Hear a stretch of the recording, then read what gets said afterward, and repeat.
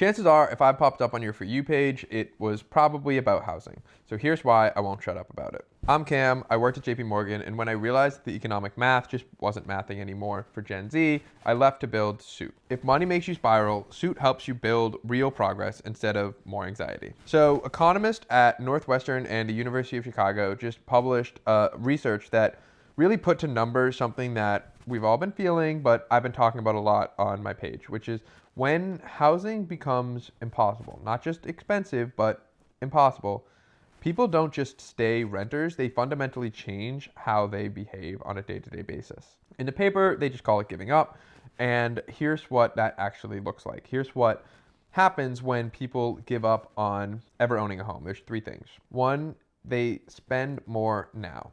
Why would you save for something that's never going to happen? Two, they work less hard.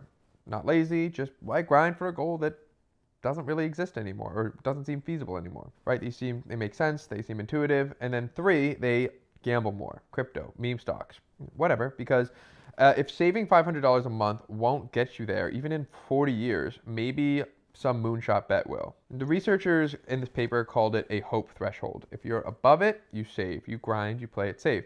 But if you're below it, you stop acting like the future matters because for you, made the calculation that it doesn't. You're below the hope threshold.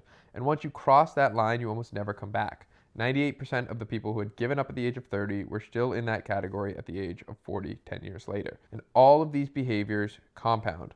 Less work means less experience. Less experience means lower wages. Lower wages means less savings. And the gap between people who gave up and people who just didn't keeps widening for the rest of their lives. So it's not a budgeting problem, it is an economic trap. But here's the thing, housing is just the most visible domino because it's been a staple of the American dream for so long. The real root is economic anxiety, and that anxiety has a lot of sources.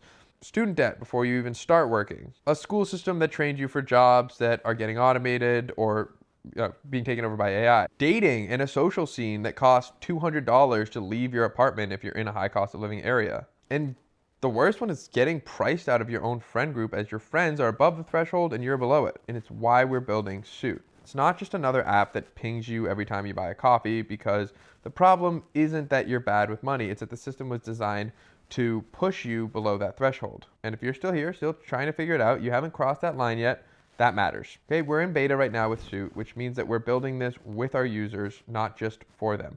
The tactics, the support, the stuff that actually works for how we live now. So if you want to be a part of that and you want to help yourself and the rest of our generation, join the waitlist by hitting the link in my bio to learn more.